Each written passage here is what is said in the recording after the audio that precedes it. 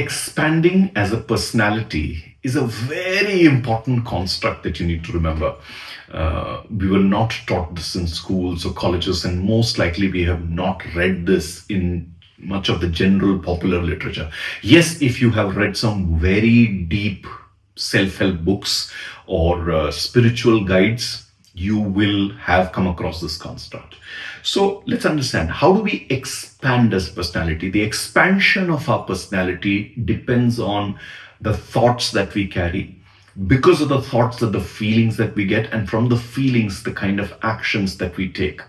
So if our thoughts, feelings, and actions are expansive, which means we are doing new things, which means we are exploring things, which means we are eliminating the challenging behaviors of our personality, which means if you're becoming freer, lighter, we are working faster, we are working better with others, we have increasingly reducing amount of negative experiences and emotions in our life.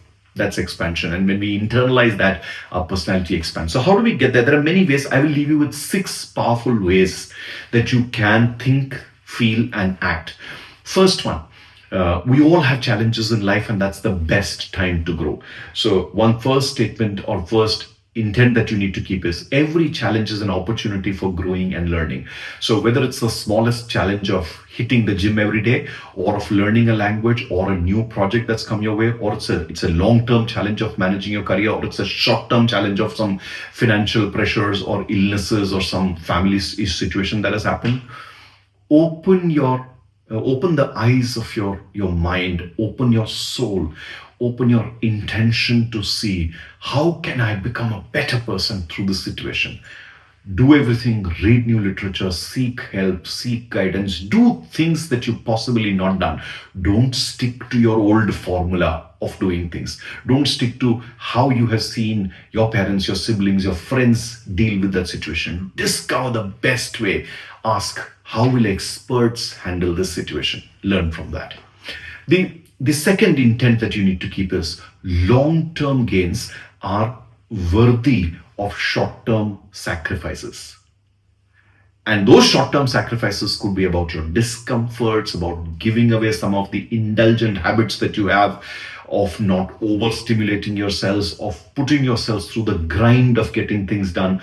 Never hold your long-term ransom to your short-term pleasures. Don't overindulge in the now so that you pay up the price later. Right? And keep that intent and work with that.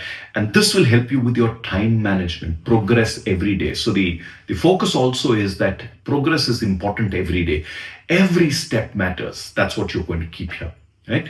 Similarly, the third intent that you keep is, and an extension of the first two, is that success is a journey. It's a long-term process. It is not a destination.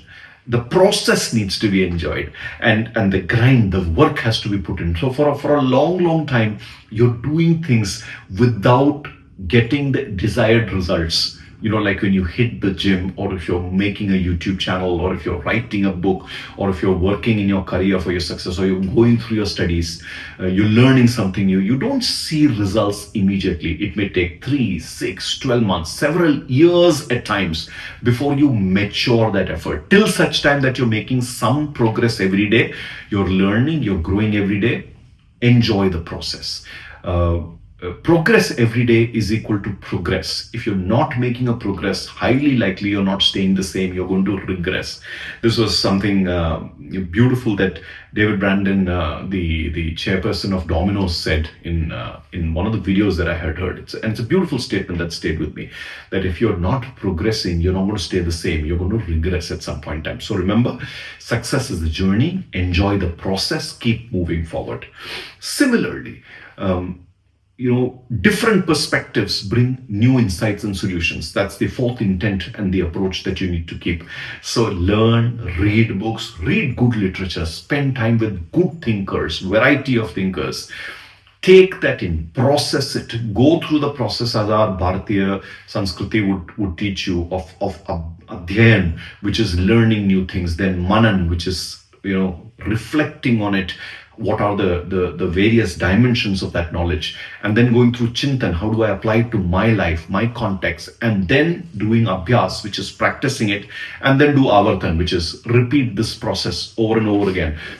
Shift your perceptions through a lot of perspectives. Our perceptions could be lying to us, highly likely in most situations, and that's where gain more perspectives. And that brings me to the fifth one, which is seeing failures in a very different light. So you must say to yourself, failure is not the opposite of success. It's a part of success. When we make mistakes, when we fail, when we fall down, we will pick up certain things and lessons. And remember the first one that I said, every challenge is an opportunity for growth and learning. And that's where if you are looking at challenges, if you're going through challenges, you will make mistakes. It's common to err. To err is human. It's a very simple thing, and every learner makes a mistake. Even experts make mistakes. So see failure not as opposite of success, but as a part of it. And the last one is going to hold you well in all aspects of life, with all relationships of life. Gratitude magnifies abundance in all aspects of life. Have gratitude for everything that you have. See the good in everything. Don't look at the bad, the missing, the deficient in anything. Appreciate your life for what you have. Begin with appreciating your body. Appreciate the limbs that you have, the qualities that you have, the brain that you have, to whatever extent it. Don't try to compare everything with the best. If everyone starts comparing themselves to the best athletes, to the most intelligent, the most successful person, it's absolutely not appreciation of the endowments that God has brought you in. You are born in your context, in your life, in your country, in your region, in your family, in your culture, with the kind of skills, with the kind of background, with the kind of situations that you have, for a reason. It's for you to karmically live that, absorb that, and move forward. And one of the best ways to dispense karma and to work through karma is to have gratitude for everything. So if an illness comes, to that also say, okay, thank you for coming, helping me understand I have a weakness, work through that. That's the essence of gratitude. Gratitude for every single thing. What's given to you, what's not given to you. What stays with you, what gets taken away from you. What's good that happens to you, anything that you consider not so good that's happened to you. Have gratitude for everything in life. All positives and negatives wind up into nature, into God, into the yin and yang. So how can we just choose one aspect of life and leave the other? That's what gratitude is about. And gratitude is also about moving forward and doing something. Gratitude is not just saying, oh, thank you for having this in my life.